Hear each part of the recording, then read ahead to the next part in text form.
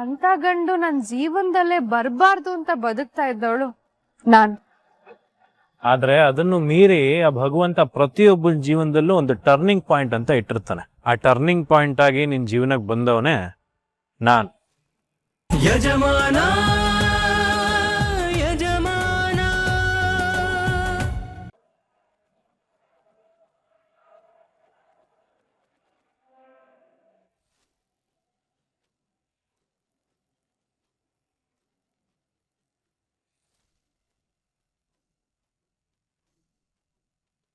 ಅಯ್ಯಯ್ಯೋ, ಛೇ, ಎಂತ ಕೆಲ್ಸ ಆಗೋಯ್ತು.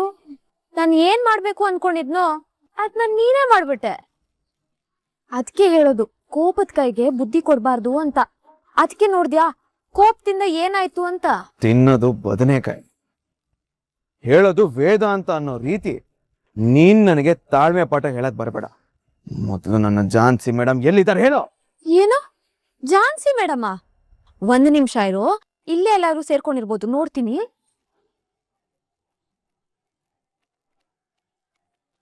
ಮಂಚದ ಕೆಳಗೆಲ್ಲಾರು ಇದ್ದಾಳ, ನೋಡ್ತೀನಿರು. ಸುಮ್ನೆ ತಮಾಷೆ ಮಾಡಬೇಡ. ಶುರು ಮಾಡಿದ್ದು ನೀನೇ ತಾನೆ, ಮತ್ತಿಲ್ಲಿಗ್ ಬಂದ್ ನನ್ನನ್ ಕೇಳಿದ್ರೆ ಇನ್ನೇನ್ ಮಾಡ್ಲಿ? ಅವಳ ಜೊತೆ ಹೋಗಿ ಕೆಲ್ಸಕ್ ಸೇರ್ಕೊಂಡು ಯಾವಾಗ್ಲೂ ಅವಳ ಪಕ್ಕದಲ್ಲಿರೋದು ನೀನೇ. ಅವಳಿಗೆ ನೆನಪು ತರಿಸ್ಬೇಕು, ಅವಳನ್ನ ಪಡ್ಕೋಬೇಕು ಅಂತ ಪ್ರಯತ್ನ ಮಾಡ್ತಿರೋದು ನೀನು.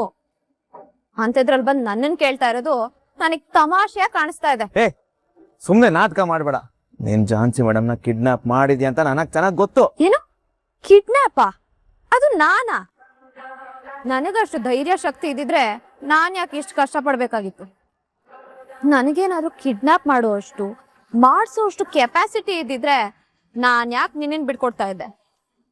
ಮದ್ವೆ ಮನೇಲೆ ಬಿಟ್ಟೋದಾಗ್ಲೇ ಕಾನೂನ್ ಮೂಲಕನೋ ಇಲ್ಲ ನನ್ ಶಕ್ತಿ ಬಳಸಿ ನಿನ್ನ ಪಡ್ಕೋತಾ ಇದ್ದೆ.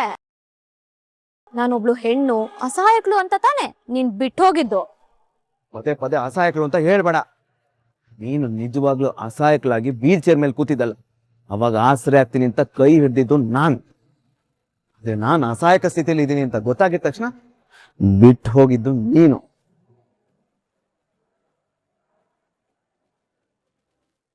ಅದು ನೀನ್ ಮಾಡಿದ ನಾಟಕ. ಅದೇನಾದ್ರೂ ಆಗಿರ್ಲಿ, ನಾಟಕ ಮಾಡ್ದಾಗ್ಲೇ ಕೈ ಬಿಟ್ಟು ಹೋದವಳು ನೀನು. ನಿಜವಾಗ್ಲೂ ಆಗಿದ್ರೆ ನನ್ ಕೈ ಹಿಡಿತಿದ್ದ? No, never. ನೀನು ಅಸಹಾಯಕಳಲ್ಲ, ಸಮಯ ಸಾಧಕಿ, ಸ್ವಾರ್ಥಿ. ಬಟ್ ಈ ಕ್ಷಣ ಕೂಡ ನಾನು ನೀನ್ ಚೆನ್ನಾಗಿರ್ಲಿ ಅಂತಾನೆ ಬಯಸ್ತೀನಿ. ಆದ್ರೆ ನನಗಷ್ಟು ವಿಶಾಲವಾದ ಮನ್ಸಿಲ್ಲ. ಅದಕ್ಕೆ ನಾನು ಕೇಳ್ತಿರೋದು, ನನ್ನ ಜಾನ್ಸಿ ಮೇಡಮ್ನ ಏನ್ ಮಾಡ್ದೆ ಅಂತ. ಹೇಳದ್ನಲ್ಲ, ನನಗ ಅಷ್ಟು ಶಕ್ತಿ ಇದ್ದಿದ್ರೆ ನನಗ ಆ ಕೆಲ್ಸ ಮಾಡಕ್ ಇಷ್ಟು ದಿನ ಬೇಕಾಗಿರ್ಲಿಲ್ಲ. ಆದ್ರೆ ನನ್ನ ಹತ್ರ ಶಕ್ತಿ ಇಲ್ಲ ಅಂತ ನಾನೇನ್ ಇಷ್ಟು ದಿನ ಸುಮ್ನಿರ್ಲಿಲ್ಲ. ನೀವಿಬ್ರು ದೂರ ಆಗ್ಬೇಕು ಅಂತ ಪ್ರತಿ ದಿನ ಪ್ರತಿ ಕ್ಷಣ ಆ ದೇವ್ರ ಹತ್ರ ಬೇಡ್ಕೋತಿದ್ದೆ. ಇಷ್ಟು ದಿನಕ್ಕೆ ಆ ದೇವ್ರು ಬೇರೆ ಯಾರ ಮೂಲಕನೋ ಫಲ ಕೊಟ್ಟಿದ್ದಾನೆ ಅನ್ನಿಸ್ತಿದೆ. Thanks God, thank you so much. ಕೊನೆಗೂ ಈ ನೊಂದ ಹೆಣ್ಣಿನ ಪ್ರಾರ್ಥನೆ ನಿನಗೆ ಕೇಳಿಸ್ತಲ್ಲ. ಬಟ್ ನಂಗೆ ಒಂದು ಅರ್ಥ ಆಗ್ತಾ ಇಲ್ಲ. ನಾನ್ ಜಸ್ಟ್ ಬೇಡ್ಕೋತಿದ್ದೀನಿ, ಬಟ್ ಬೇರೆ ಯಾರೋ ಕಾಡೋದಕ್ ನಿಂತಿದ್ದಾರೆ ಅಂದ್ಮೇಲೆ ಕಾಡ್ತಾರೆ ಬಿಡು. ಓವರ್ ಆಕ್ಟಿಂಗ್ ಮಾಡಬೇಡ. ಒಂದು ತಿಳ್ಕೊ, ನನ್ನ ಜಾನ್ಸಿ ಮೇಡಮ್ಗೆ ಒಂದು ಚೂರು ಹೆಚ್ಚು ಕಡಿಮೆ ಆಯ್ತು ಅಂತ ತಿಳ್ಕೊ, ನಾನ್ ಮಾತ್ರ ನೀನನ್ನು ಸುಮ್ಮನೆ ಬಿಡಲ್ಲ. ಯಾಕೀಗ ಓವರ್ ಆಗಿ ಮಾತಾಡ್ತಾ ಇದ್ಯಾ? ನೋಡು, ನಾನ್ ಏನೂ ಮಾಡಿಲ್ಲ, ಮಾಡೋದಕ್ಕೆ ಸಾಧ್ಯನೂ ಇಲ್ಲ. ಅದಕ್ಕೆ ತಾನೆ ನನ್ ನೋವು ಸಂಕಟನೆಲ್ಲ ಇವತ್ ಈ ರೀತಿ ತೀರ್ಸ್ಕೊತಾ ಇರೋದು. ಇದೇ ಸತ್ಯ ಆದ್ರೆ ಓಕೆ. ಒಂದು ವೇಳೆ ನಿನ್ ಕೈವಾಡ ಇದೆ ಅಂತ ಗೊತ್ತಾಯ್ತು ಅಂತ ಇಟ್ಕೋ. ಅವಳು ಕಾಣೆ ಆಗಿದ್ದಾಳೆ ಅಂತ ಕಂಗಾಲಾಗಿರೋದು ನಿನ್ನ ಕಣ್ಣಲ್ಲಿ ಕಾಣಿಸ್ತಾ ಇದೆ. ಸತ್ಯ ಅಂತ ತಿಳ್ಕೊಂಡು ನನ್ನನ್ನ ವಿಚಾರಿಸ್ಕೊಳ್ಳುವೆ. ಮೊದ್ಲು ಅವಳನ್ನ ಹುಡ್ಕೋಗು. ಯಾಕೆಂದ್ರೆ ಕಿಡ್ನಾಪ್ ಮಾಡಿದ್ದಾರೆ ಅಂದ್ರೆ ಬೇರೆ ಯಾರೋ ಶತ್ರುಗಳು ಹುಡ್ಕೊಂಡಿದ್ದಾರೆ ಅಂತ ಅರ್ಥ. ಅವ್ರನ್ನ ಫಸ್ಟ್ ಹೋಗಿ ಪೀಸ್ ಪೀಸ್ ಮಾಡು. ಅದ್ ಯಾರೇ ಆಗಿರ್ಲಿ, ಅವರು ಎಲ್ಲೇ ಬಚ್ಚಿಟ್ಟಿರ್ಲಿ, ನನ್ನ ಜಾನ್ಸಿ ಮೇಡಮ್ನ ನಾನು ಹುಡ್ಕೊಳ್ತೇನೆ, ನೆನ್ಪಿರ್ಲಿ.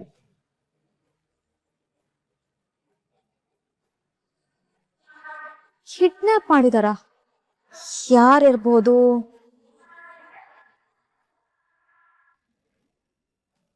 ಯಾರಿದ್ದೀರಾ? ನನ್ನ ಯಾಕೆ ಇಲ್ಲಿ ಕರ್ಕೊಂಡ್ ಬಂದಿದ್ದೀರಾ? ಯಾರಿದ್ದೀರಾ? ಮಾತಾಡ್ರ. ನನ್ನ ಯಾಕೆ ಕತ್ಲೆ ಕೂಡಲ್ ಕೂಡ ಹಾಕಿದ್ದೀರಾ? ಧೈರ್ಯ ಇದ್ರೆ ಮುಂದೆ ನಿಮ್ಮನ್ನಂತೂ ನಾನ್ ಸುಮ್ನೆ ಬಿಡಲ್ಲ. ಅಟ್ಲೀಸ್ಟ್ ಏನ್ ಬೇಕು ಅಂತ ಹೇಳಿ ಸಾಯ್ರ. ಏನು ಮಾತಾಡ್ತಿಲ್ಲ? ಯಾರಿದ್ದೀರಾ? ಮಾತಾಡಿ. ನೀನು ಹೌದು, ನಾನು ನೀನೆ, ಅದು ಈ ಕ್ಷಣಕ್ಕೆ. ನಾನು ನಿನ್ನವನು, ಅದು ಈ ಕ್ಷಣಕ್ಕೆ. ಲೈಫಲ್ಲಿ ಕೆಲವೊಂದು ಕೆಟ್ಟ ಘಟನೆಗಳನ್ನ ಮರೆತ್ರೆ ಲೈಫ್ ನೆಮ್ಮದಿ ಆಗಿರುತ್ತೆ. ಹಾಗೆ ಕೆಲವೊಂದು ಒಳ್ಳೆ ಘಟನೆಗಳನ್ನ ನೆನ್ಪು ಮಾಡ್ಕೊಂಡ್ರೆ ಜೀವನ ತುಂಬಾ ಸುಂದರವಾಗಿರುತ್ತೆ. ಈ ಜೀವನ ಅನ್ನೋದು ನಮಗೆ ಗೊತ್ತಿಲ್ಲದೆ ಕೆಲವೊಂದು ಅನಿರೀಕ್ಷಿತ ಬದಲಾವಣೆಗಳನ್ನ, ಅನಿರೀಕ್ಷಿತ ತಿರುವುಗಳನ್ನ ತರುತ್ತೆ, ಮತ್ತೆ ಹೊಸ ಪಾಠನೂ ಕಲಿಸುತ್ತೆ. ಅಂಥದ್ದೇ ಅನಿರೀಕ್ಷಿತ ತಿರುವು ನಮ್ಮ ಜೀವನದಲ್ಲೂ ಬಂತು. ಅದರಿಂದ ನಡೆಯೋದೇ ಇಲ್ಲ ಅನ್ನೋ ಒಂದು ಘಟನೆ ನಡೀತು. ಆ ತಿರುವು ಯಾರ ಜೀವನದಲ್ಲಿ ಬಂತು, ಯಾಕೆ ಬಂತು, ಹೇಗ್ ಬಂತು ಅನ್ನೋ ಎಲ್ಲ ಪ್ರಶ್ನೆಗಳಿಗೂ ಒಂದು ಕ್ಲಾರಿಟಿ ಸಿಗ್ಬೇಕಲ್ವಾ? ಅದು ಸಿಕ್ದಾಗ್ಲೇ ಅಲ್ವಾ ಸತ್ಯ ಅರ್ಥ ಆಗೋದು, ಮತ್ತೆ ಮರ್ತಿರೋ ಸಿಹಿ ಘಟನೆ ಎಲ್ಲ ನೆನಪಾಗೋದು. ಪ್ಲೀಸ್, ಮೊದ್ಲು ನೀವ್ ಯಾರಂತ ಹೇಳಿ. ಸುಮ್ನೆ ಯಾಕೆ ಈ ತರ ಇರ್ರಿಲೆವೆಂಟ್ ಆಗಿ ಮಾತಾಡ್ತಿದ್ದೀರಾ? ಅಷ್ಟಕ್ಕೂ ನನ್ನ ಯಾಕೆ ಕೂಡಿಟ್ಟಿದ್ದೀರಾ? ನನಗೆ ಏನ್ ಹೇಳೋದಕ್ಕೆ ಟ್ರೈ ಮಾಡ್ತಿದ್ದೀರಾ? ಇನ್ನು ಎಲ್ಲ ಪ್ರಶ್ನೆಗಳಿಗೂ ಉತ್ತರ ಸಿಗ್ಬೇಕು, ನಿನ್ನ ಲೈಫ್ ಬಗ್ಗೆ ಕ್ಲಾರಿಟಿ ಸಿಗ್ಬೇಕು ಅಂತ ನಿನಗೊಂದು ಕತೆ ಹೇಳ್ತೀನಿ. ಆ ಕತೆನ ಕನೆಕ್ಟ್ ಮಾಡ್ಕೊ, ಅವಾಗ್ಲೇ ನಿನಗೆ ಕ್ಲಾರಿಟಿ ಸಿಗತ್ತೆ.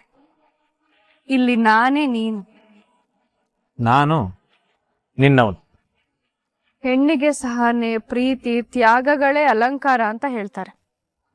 ಆದ್ರೆ ನನ್ಗೆ ಅಹಂಕಾರನೇ ಅಲಂಕಾರ ಆಗಿತ್ತು.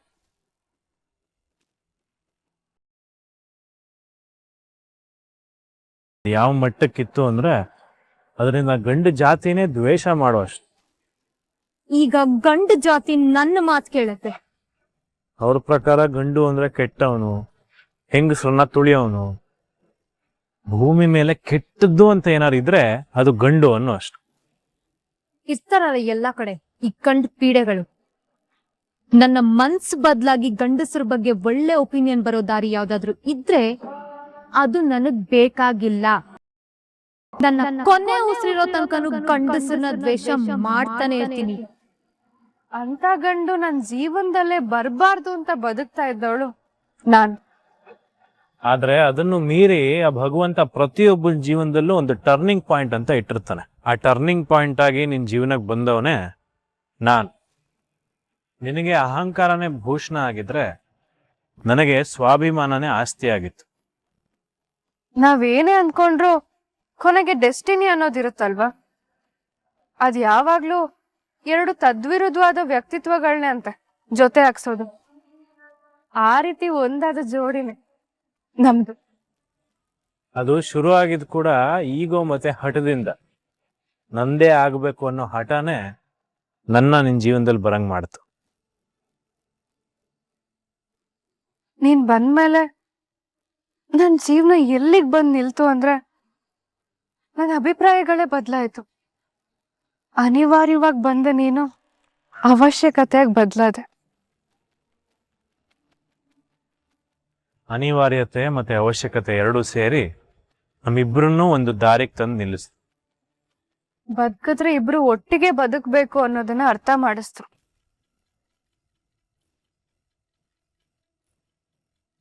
ಒಟ್ನಲ್ಲಿ ಅಹಂಕಾರ, ಕೋಪನೆ ತುಂಬಿದ್ದ ಹೆಣ್ಣಿನ ಜೀವನದಲ್ಲಿ ಬಂದವನೇ ಸ್ವಾಭಿಮಾನಿಯಾಗಿದ್ದ ಆ ಗಂಡು. ದುರಂಕಾರ, ಕೋಪನೆ ತುಂಬಿಕೊಂಡಿದ್ ಹೆಣ್ಣು ಯಾರು ಅಂದ್ರೆ ನಾನು, ಅಂದ್ರೆ ನೀನು, ಝಾನ್ಸಿ ರಾಣಿ ಲಕ್ಷ್ಮೀಬಾಯಿ. ನಿನ್ ಜೀವನದಲ್ಲಿ ಬಂದ ಸ್ವಾಭಿಮಾನಿ ಗಂಡು ಯಾರು ಅಂದ್ರೆ ರಾಘವೇಂದ್ರ.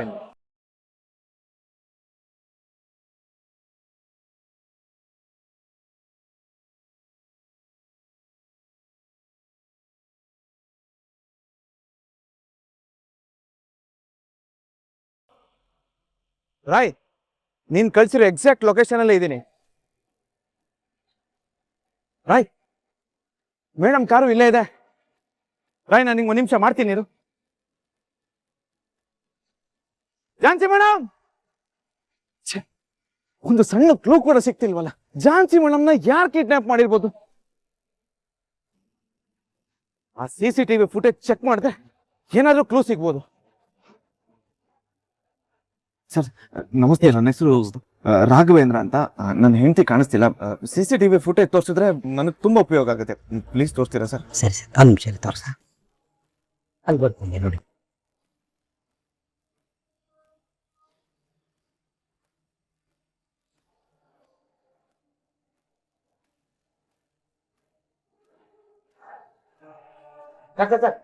ಒಂಚೂರು ಹಿಂದೆ ಹೊಡ್ಸಿ, ಹಿಂದೆ ಹೊಡ್ಸಿ.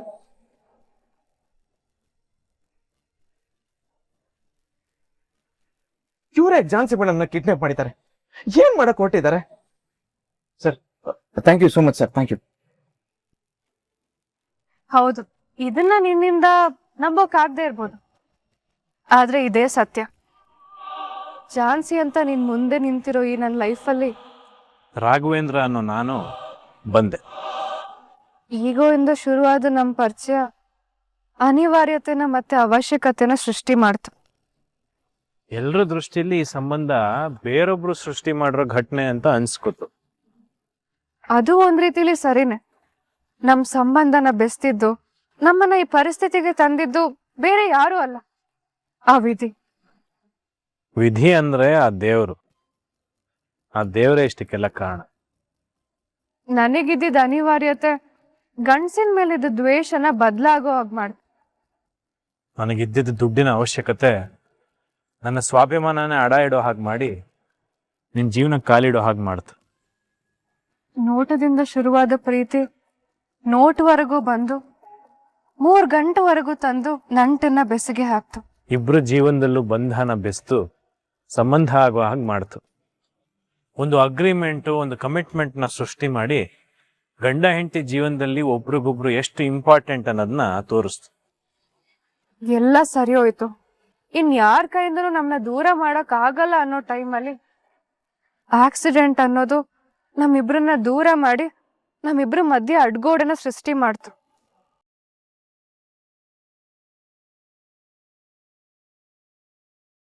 ದೊಡ್ಡ ಅಪಘಾತ ಆಗಿ ಝಾನ್ಸಿಗೆಲ್ಲ ಮರ್ತೋಯ್ತು. ಮುಂದೆ ಹೋಗ್ತಿದ್ದ ಲೈಫು ಸಡನ್ ಆಗಿ ರಿವರ್ಸ್ ಗೇರ್ ಅಲ್ಲಿ ಹಿಂದೆ ಹೋಗಕ್ ಶುರು ಆಯ್ತು. ಎಲ್ಲಾನು ನೆನ್ಪಿಂದ ಅಳಿಸೋಗಿರ್ಬೋದು, ಆದ್ರೆ ಪ್ರೀತಿ ಮನ್ಸಲ್ಲಿ ಹಾಗೆ ಇರುತ್ತಲ್ವಾ? ಪ್ರತಿಯೊಂದಕ್ಕೂ ಪ್ರೀತಿನೇ ಉತ್ತರ ಕೊಡುತ್ತಲ್ವಾ? ಒಂದು ಮಾಡಬೇಕು ಅಂತ ನಿರ್ಧಾರ ಮಾಡಿ ಎಲ್ಲೋ ಇದ್ದವ್ರನ್ನ ಹತ್ರ ಮಾಡಿರೋ ಆ ದೇವ್ರು ಈಗ ಒಂದು ಮಾಡದೆ ಸುಮ್ಮನೆ ಇರ್ತಾನ? ಖಂಡಿತ ಒಂದು ಮಾಡ್ತಾನೆ. ಆದ್ರೆ ಉತ್ತರನ ಕಂಡು ಹಿಡ್ಕೊಳ್ಬೇಕಾಗಿರೋದು ನೀನು. ಎಲ್ಲಾನು ನೆನಪು ಮಾಡ್ಕೊಳ್ಬೇಕಾಗಿರೋದು ನೀನು. ನಿನ್ ಮನ್ಸಲ್ಲಿರೋ ಕನ್ಫ್ಯೂಷನ್ಗೆ ಕ್ಲಾರಿಟಿ ತಗೊಳ್ಬೇಕಾಗಿರೋದು ನೀನು. ಆ ಕ್ಲಾರಿಟಿಗೆ ನಿನಗೆ ಉತ್ತರ ಬೇಕು ಅಂದ್ರೆ ನೀನು ನನ್ನ ಹತ್ರ ಕೇಳಬೇಕು. ಒಂದು ಸಲ ನೀನ್ ಮನ್ಸು ಬಿಚ್ಚಿ ನನ್ನ ಹತ್ರ ಎಲ್ಲಾನು ಮಾತಾಡಿದ್ರೆ ನಿನಗೆಲ್ಲದಕ್ಕೂ ಉತ್ತರ ಸಿಗುತ್ತೆ ಝಾನ್ಸಿ.